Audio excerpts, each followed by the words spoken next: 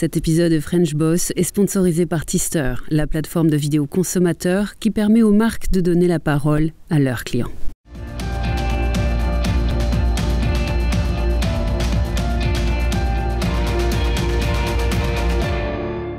Bonjour à tous, c'est un moment un petit peu particulier parce que c'est vrai que depuis 3 ans qu'on reçoit des French Boss, des entrepreneurs français à l'étranger. Eh bien, premièrement, on n'en a pas eu beaucoup qui avaient créé leur entreprise au Portugal. Et deuxièmement, on n'en a pas eu beaucoup qui, après avoir créé leur entreprise au Portugal, ont créé une filiale en France. Et pourtant, Emma Wallart, je me tourne vers vous, c'est le cas, c'est votre cas, c'est ce que vous avez fait. Répondez-moi. Exactement. Bonjour. Merci de m'accueillir. En effet, moi, j'ai eu la chance de partir vivre à Lisbonne pendant 5 années. Et donc, c'est là qu'est née Maison Jeanne et où j'ai créé mon entreprise. Et ensuite, la vie nous a ramenés en France. Mais du coup, j'ai eu l'opportunité aussi de continuer à développer l'entreprise entre les deux pays, en fait, entre Lisbonne et Lille, où j'habite maintenant. Et en effet, maintenant, l'entreprise se développe avec un point d'attache français. Et c'est cette particularité qu'on va donc développer en votre compagnie pendant une demi-heure. On va commencer par parler précisément de Lisbonne, cette photo de Lisbonne derrière moi qui a accueilli donc la jeune entrepreneuse que vous étiez. Racontez-moi de quelle manière Lisbonne est d'une certaine manière intervenue dans votre vie professionnelle. Qu'est-ce que votre vie professionnelle doit à Lisbonne, Emma ? Alors, en effet, Lisbonne a été un tournant très, très fort dans ma vie professionnelle, puisqu'avant ça, j'avais été salariée de différentes PME et grands groupes français pendant une quinzaine d'années. Et l'arrivée à Lisbonne pour suivre mon mari qui avait une mission d'expatriation m'a demandé d'arrêter ces expériences en tant que salariée. Et c'est là que m'est revenue l'envie d'entreprendre qui me titillait depuis un petit moment. Et puis, avec tout ce que m'a offert Lisbonne, et a permis de créer en effet mon entreprise là-bas. Donc, je ne sais pas si j'aurais fait le pas sans quitter la France et le confort quand même d'être salariée et d'avoir un boulot que j'aimais beaucoup. Mais là, le fait de partir à l'étranger et de rebattre les cartes m'ont permis de démarrer. Et dans cette ville si inspirante et intéressante, ça a été aussi un accélérateur. Je reviens sur ce que vous venez de me dire. Vous avez toujours eu envie de devenir entrepreneuse. Vous aviez ça dans vos gènes toute petite, si je puis dire. Je sais pas. Oui, j'étais très entourée d'entrepreneurs dans ma famille. Et puis après la vie, après des études à Lille, d'ailleurs, en école de commerce, m'avait amenée dans des entreprises plus ou moins de tailles différentes. Mais c'est vrai que le fait d'avoir ma propre entreprise et de mener un business qui avait du sens pour moi et qui était complètement aligné à mes valeurs, c'était quelque chose que j'avais toujours en tête. Et encore une fois, ça a été vraiment le moment opportun de le faire à Lisbonne, avec déjà une bonne expérience derrière moi qui m'a permis aussi de le faire, puisque je pense que je n'aurais pas fait la même chose plus jeune. Alors, on entend à longueur d'émission sur French Morning, à longueur de French Boss, on entend des gens nous expliquer que créer leur entreprise aux États-Unis était quelque chose de très facile, de créer leur entreprise en Asie était quelque chose de très facile, très rapide.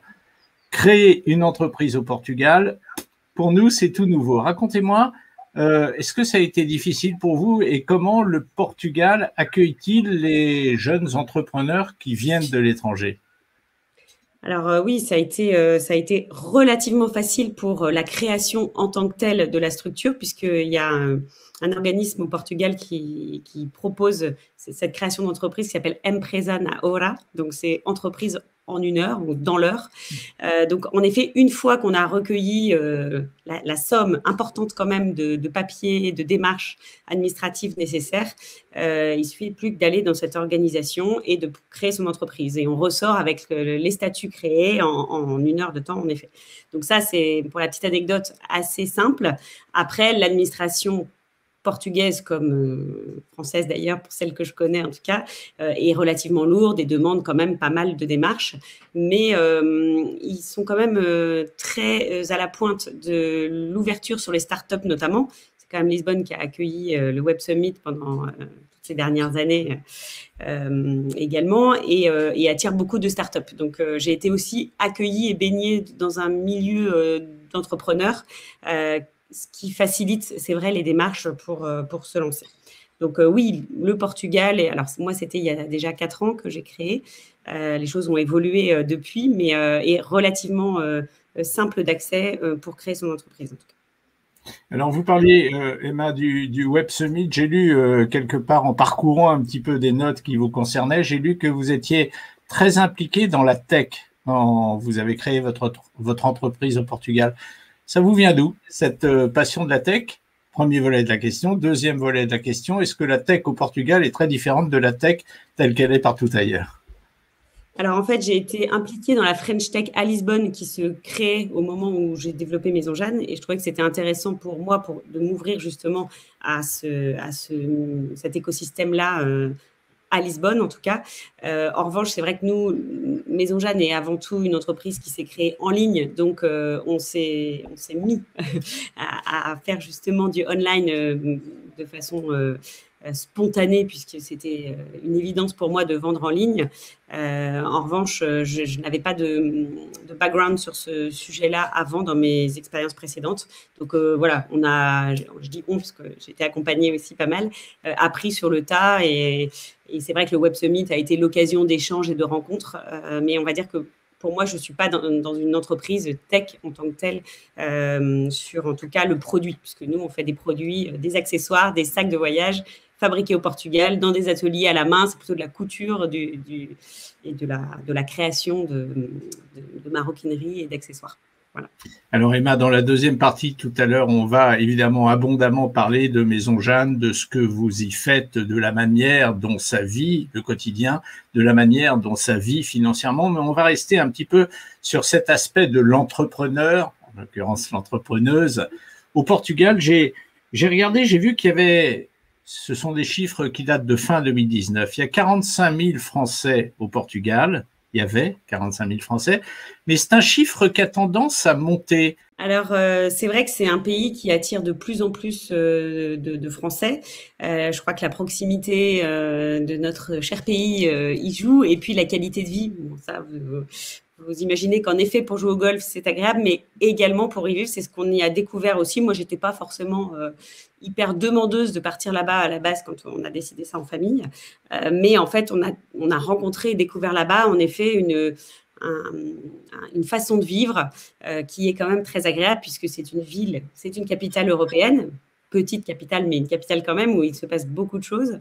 Et c'est une vraie ville très active, très dynamique, et qui est au bord de l'eau, dans un pays qui est relativement petit et magnifique, donc qui permet de découvrir au niveau touristique énormément de choses, avec un climat qui est quand même très agréable. Les différentes photos que vous avez derrière vous le montrent. C'est vrai que le bleu et surtout la lumière à Lisbonne, même l'hiver, quand le soleil n'est pas forcément là, il y a toujours une très belle lumière. Et donc, je pense que pour ces raisons-là, et aussi pour des raisons financières, il y a en effet beaucoup d'avantages qui ont été proposés, alors d'abord aux retraités, puis aux entrepreneurs et différents secteurs d'activité, des avantages en fait pour venir au Portugal, pour les aider en fait à sortir de la crise économique aussi. Hein. Donc, je crois que ce pays, alors j'en ai pas fait beaucoup d'autres en termes, pour y travailler, mais en tout cas, il est très agréable à vivre et assez facile, puisqu'il y a une relation assez simple avec les Portugais qui sont très accueillants et qui aussi permettent cela. Mais c'est marrant parce que de France, de partout dans le monde, d'ailleurs, le Portugal, on a l'image des produits de la mer, on a l'image effectivement du tourisme au sens large. On n'a pas forcément cette image de pays résolument tourné vers l'avenir tel que vous êtes en train de nous le décrire, Emma. Ouais, c'est vrai qu'on l'a découvert également quand on est parti. On nous a plutôt dit, ah là là, vous allez dans un pays voilà, qui a un peu de retard, on va dire, par rapport à d'autres.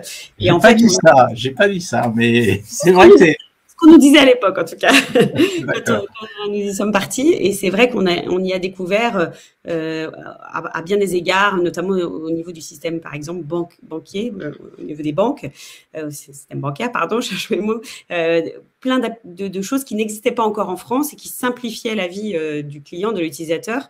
Et en fait, je crois que c'est un pays qui est très ancré dans son héritage, dans ses racines, dans des choses qui restent encore, en effet, peut-être plus arriérées pour nous, vu de la France, mais à la fois beaucoup plus avancées sur d'autres systèmes de fonctionnement, et notamment au niveau de la tech. C'est aussi pour ça que le Web Summit était venu là. Et c'est vrai que c'est ça qui fait tout son charme. C'est un peu comme quand on visite Lisbonne. Il y a encore des quartiers très anciens qui restent vraiment dans leur jus et qui ont gardé toute leur âme. Et puis, d'autres quartiers beaucoup plus modernes. Et on retrouve cette ambivalence et cette dualité dans tous les secteurs économiques, en fait. Donc, c'est ça qui est assez intéressant. Et c'est un pays aussi, le Portugal, qui a été un des mauvais élèves de l'Europe pendant des années. Vous, c'est le moment où vous y étiez, où vous y créez votre entreprise. Comment vous ressentiez chez les Portugais le besoin de se battre contre cette évidence et le besoin d'essayer de remonter la pente d'une certaine manière? Alors, en fait, je l'ai vraiment vécu concrètement quand j'ai commencé à aller taper à la porte de petits ateliers ou d'usines pour développer mes collections. J'ai senti vraiment qu'ils avaient ce besoin déjà d'accueillir quelqu'un qui arrive sans entreprise encore créée, je ne parlais pas le portugais à l'époque, sans aucune garantie, j'étais pas un gros groupe derrière. Et en fait, ils ont vraiment été très, très accueillants, très à l'écoute et à la volonté de proposer leur savoir-faire qui est très fort en termes de maroquinerie, de textile, et de l'allier à ce style à la française qu'ils aiment beaucoup, parce qu'ils ont une grande histoire d'amour avec la France aussi. Et en fait, c'est vrai que ça a été cet accueil qui m'a particulièrement touchée et aidée à développer.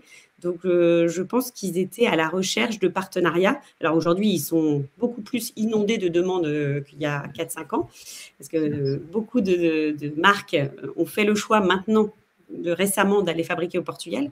Mais à l'époque, ils étaient plutôt demandeurs et flattés qu'on vienne les chercher. Et c'est vrai que ça a été de belles rencontres entre les ateliers et nos créations. Et je pense que c'était le signe qu'ils avaient envie de se sortir de cette crise et d'avancer vers un développement et notamment d'exporter à l'international pour eux, c'était hyper important. Parce que leur marché est quand même tout petit. Donc, ils ne peuvent pas rester que sur leur marché. Donc, c'est vrai que le fait que d'autres pays s'intéressent à eux et surtout pour développer à l'international, ça, c'est quelque chose qui les intéressait beaucoup. Oui, et qui les flattait certainement d'une certaine mesure aussi. Tout à l'heure, vous avez dit que vous aviez été bien aidé au moment de créer votre entreprise. Est-ce que vous évoquiez des Portugais ou est-ce que vous évoquiez un entourage français que vous aviez autour de vous au Portugal? Alors, j'ai vraiment eu la chance d'avoir les deux parce que j'ai créé vraiment toute seule. Voilà, c'est mieux. J'ai créé toute seule. Enfin, l'idée m'est venue, j'ai travaillé sur le projet, etc. Et puis après, assez vite. Alors, en effet, dans la communauté française, d'abord, j'ai rencontré des différentes personnes qui étaient comme moi un peu en situation de pause professionnelle du fait de cette expatriation et qui avaient des vraies compétences venues d'anciennes entreprises ou pays. Donc, ça a été hyper riche de rencontres et ça m'a aidé à développer, mais aussi des Portugaises, en l'occurrence, qui qui ont beaucoup aimé l'idée, le projet, toute la mission qu'il y avait derrière. On en reparlera, mais il y a toute une mission un petit peu sociale. On souhaite vraiment, en tant qu'entreprise à mission, aider les femmes malades de cancer. Donc, voilà, je ne sais pas, l'alchimie de plein de choses a fait que aussi des Portugaises ont rejoint le projet bénévolement, bien sûr, parce que je n'avais pas les moyens de les rémunérer. Et en fait, par exemple, c'est une Portugaise qui m'a aidée à aller justement créer cette société à l'époque où je ne parlais pas portugais et qui m'a accompagnée dans les services administratifs pour faire la création. Donc voilà, petit coucou à Sophia si elle m'entend.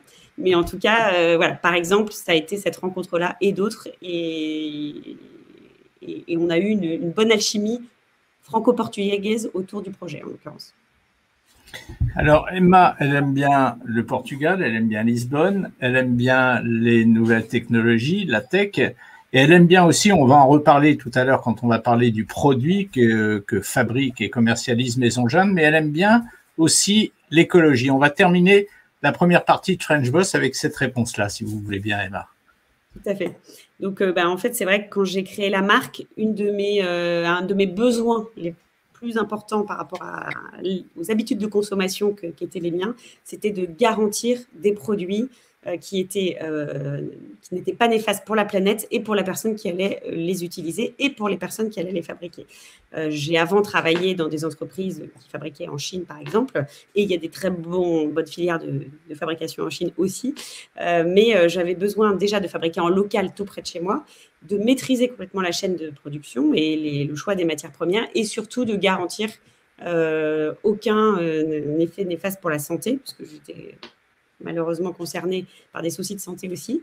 Et en fait, utiliser des produits, respirer des produits ou se mettre sur la peau des produits dont les colorants sont toxiques, dont des gaz ont été transférés pendant le transport et qui reviennent après en perturbateurs endocriniens. Pour moi, tout ça, c'était absolument impossible de proposer ce genre de produit. Donc, ça a été vraiment mon moteur de proposer cette fameuse valise clé en main intelligente, mais la plus green possible, ou en tout cas la plus saine pour l'homme et son environnement.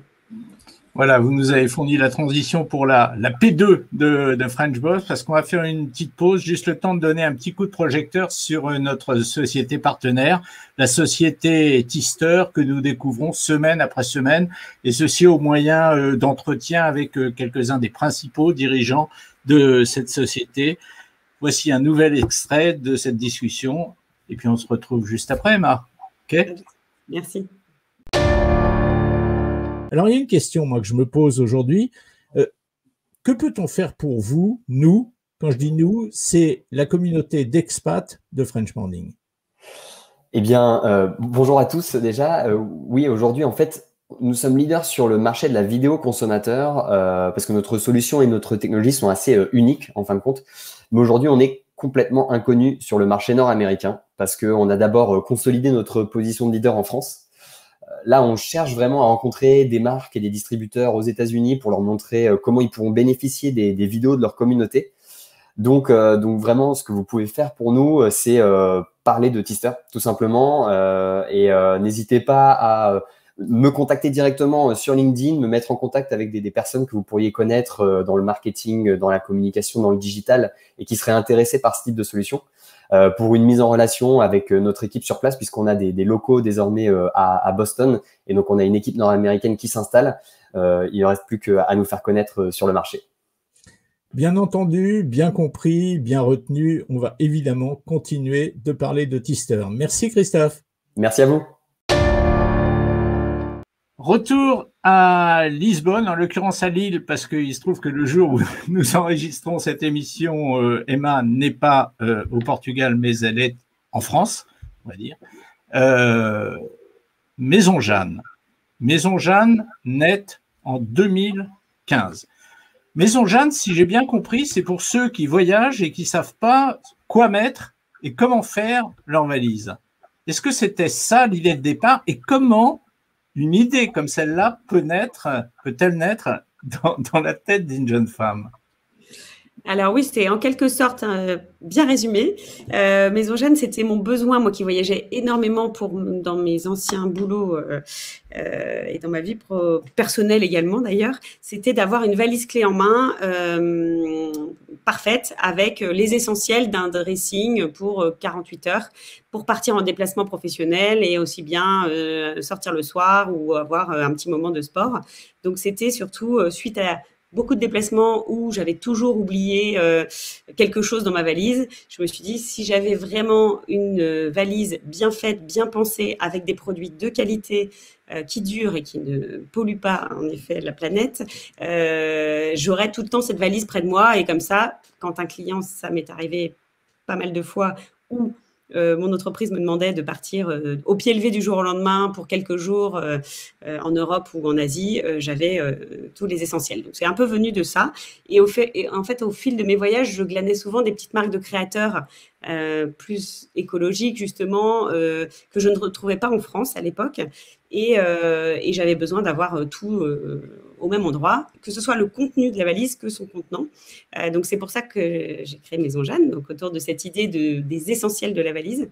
Et au départ, il y avait en effet du prêt-à-porter avec un petit dressing très court d'une dizaine de pièces et des trousses, des organisateurs de valises, des sacs pour avoir toute la valise Maison Jeanne prête à partir.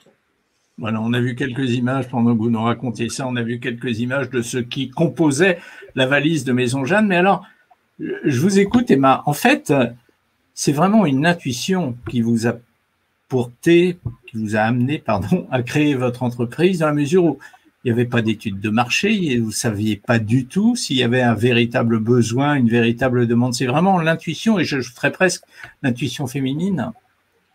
Ça vient surtout, oui, de ma propre expérience. Et puis après, suite à cette première intuition, j'ai quand même validé un peu le marché avec un questionnaire étude de marché qu'on a pu faire en ligne auprès d'une base de données que nous avions pour savoir justement, j'avais tellement d'idées en tête, ça se bousculait, pour vraiment prioriser et savoir par quoi commencer. C'est là qu'on a lancé une petite étude de marché pour savoir qu'est-ce que la femme entre 30 et 40 ans, emporte ou a besoin comme essentiel dans sa valise. Et là, avec les retours à ce questionnaire, on a pu choisir un ordre de priorité des produits à lancer.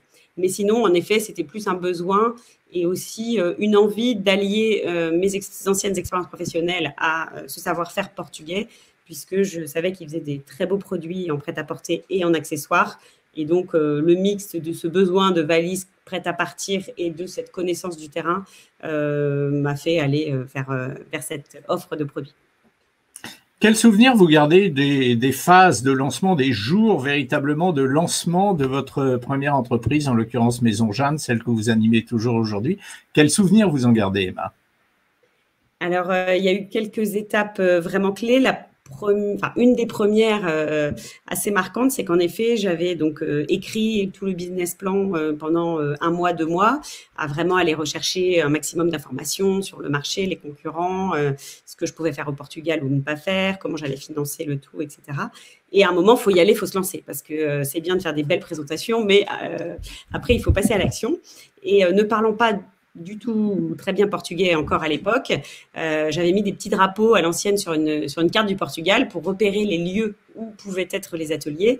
Et à un moment donné, j'arrivais pas à concrétiser des rendez-vous au téléphone, comme j'avais pas encore de produits, j'avais pas encore de nom d'entreprise.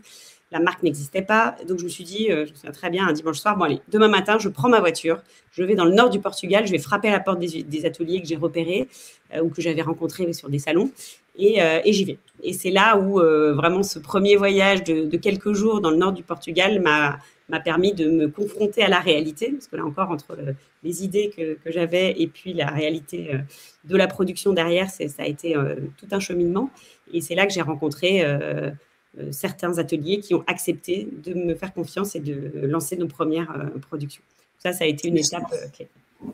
Est-ce que ça a été ça le plus dur, d'amener les gens à vous faire confiance en matière de fabrication, ou est-ce que de convaincre des gens de vous aider financièrement à lancer votre entreprise? Alors, les deux, mais c'est vrai que cette première étape d'avoir des ateliers qui acceptent de fabriquer vos produits, alors que vous n'avez pas de compte en banque, pas de nom, pas d'entreprise encore officielle, parce qu'à l'époque, je n'avais pas créé.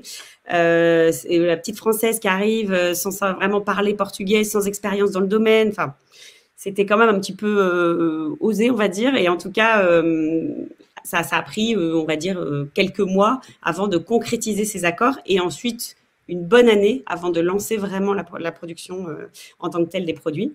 Et puis après, en effet, la phase de financement, au début, on a complètement autofinancé les premières collections. Et puis après, on a ouvert un petit peu le capital à un premier cercle de personnes qui ont aimé le projet, qui ont eu envie de nous soutenir et qui ont envie d'accompagner la croissance et là, d'investir en tant qu'associé dans l'entreprise. Alors, on va revivre un petit peu par les chiffres, si vous le voulez bien, Emma, la croissance et la vie de Maison Jeanne, donc depuis 6 ans qu'elle existe maintenant. Vous avez donc accueilli de nouveaux actionnaires.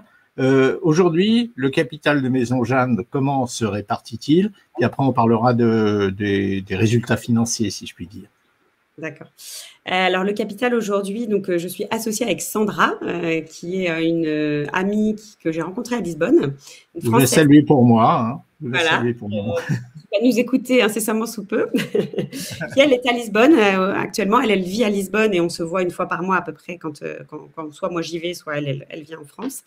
Donc, Sandra a rejoint l'aventure au bout d'1 an à peu près pour m'aider à la base, vraiment juste pour me donner un coup de main parce qu'elle voyait que toute seule face à tout ça, c'était compliqué. Et voilà, les choses se sont très bien passées entre nous. D'autres personnes sont rentrées dans l'aventure, sorties. Mais elle a été ma plus fidèle supportrice. Et en fait, c'est surtout un moment clé, c'est quand j'ai dû rentrer en France. Et là, ce n'était pas forcément prévu à ce moment-là. Elle a vraiment décidé de continuer l'aventure avec moi. Et du coup, on a décidé de s'associer à ce moment-là. Donc, Sandra est aujourd'hui dans le capital la deuxième associée majoritaire.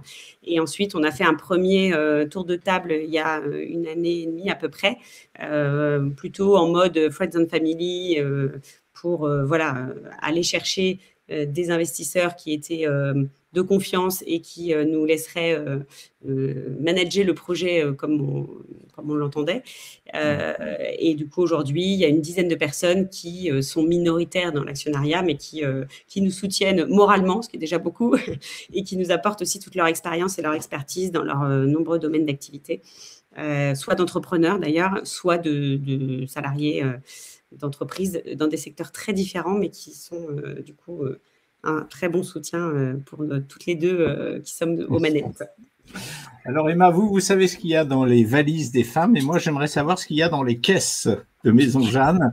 Quelques chiffres pour qu'on se rende compte véritablement de ce que c'est, de ce que ça représente. Donc, alors aujourd'hui, Maison Jeanne, c'est encore une entreprise. Vous parlez de 2015, mais 2015, c'était les premiers lancements, on va dire, projets. Le site est vraiment né seulement en 2017. Et donc, ça fait réellement 3-4 ans qu'on est en activité. Donc, aujourd'hui, on a doublé le chiffre d'affaires, par exemple, depuis 1 an. Et on espère faire un chiffre d'affaires entre 100 et 150 000 euros cette année. Donc, ça reste… voilà, on n'est que 2 personnes à gérer le projet.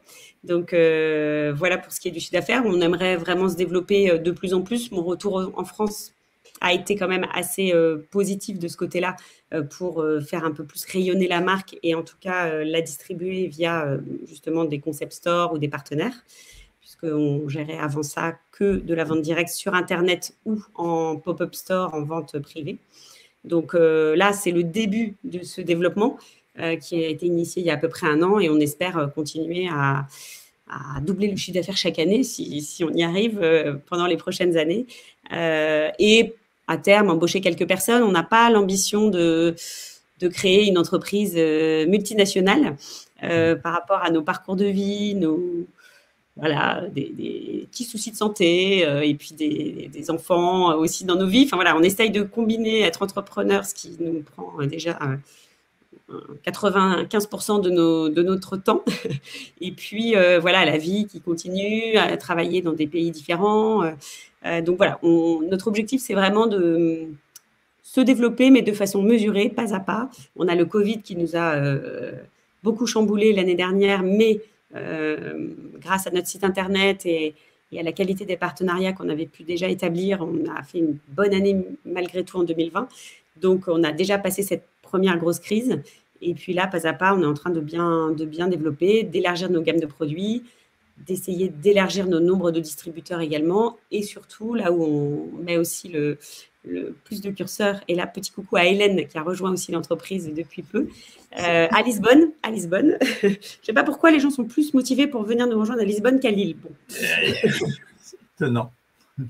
Voilà, donc Hélène est en web marketing avec nous pour booster le site internet et nous aider à développer aussi la partie digitale en parallèle. Donc, voilà.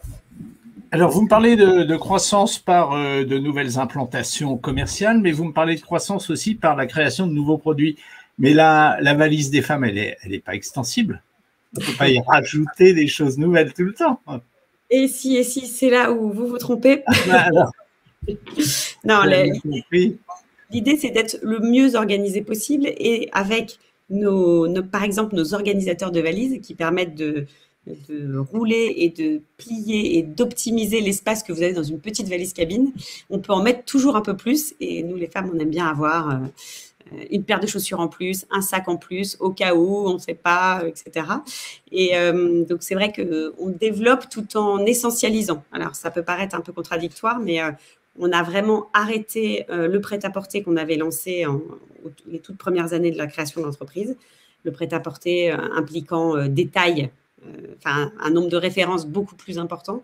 Donc là, on s'est vraiment concentré sur les accessoires, ce qui marche très, très bien. Et en général, quand on lance un nouveau produit, on arrête aussi un autre en même temps. Donc, on n'explose pas sur le nombre de produits. Le but est toujours d'avoir uniquement des petites séries, des collections capsules qui tournent avec le temps, avec les saisons et avec les tendances, et de proposer un produit. Et puis peut-être que dans 6 mois, il n'existera plus au profit d'un autre. C'est quoi le moteur de Emma Vallardt? C'est de gagner de l'argent ou c'est de se faire plaisir dans son boulot ou c'est tout bêtement de rencontrer des femmes qui lui disent grâce à toi, j'ai pu faire ma valise bien maintenant? C'est quoi le moteur? La consécration intellectuelle, elle viendrait d'où pour Emma? Alors, il y a plusieurs moteurs, mais c'est vrai que si j'aimerais bien quand même un jour, c'est pas encore le cas, mais gagner de l'argent avec Maison Jeanne, ce n'est pas un hobby, c'est pas mal. C'est vraiment un business. On y met beaucoup de nous-mêmes, on y met beaucoup d'argent, voilà.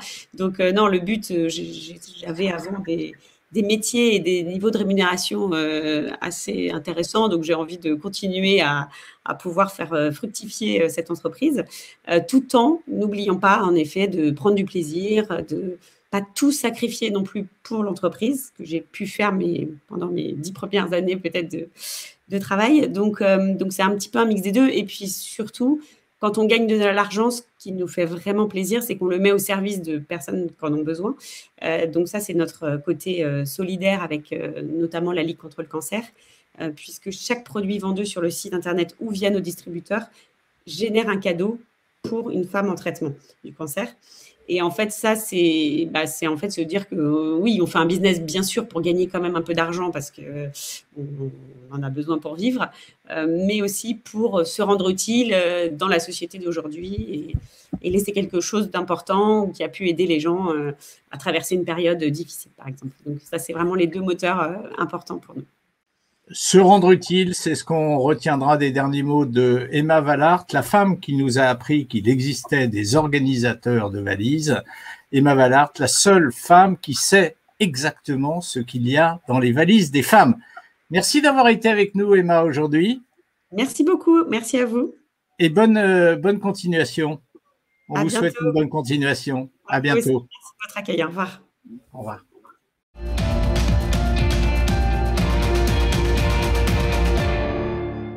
Cet épisode de French Boss a été sponsorisé par Tister, la plateforme de vidéos consommateurs qui permet aux marques de donner la parole à leurs clients.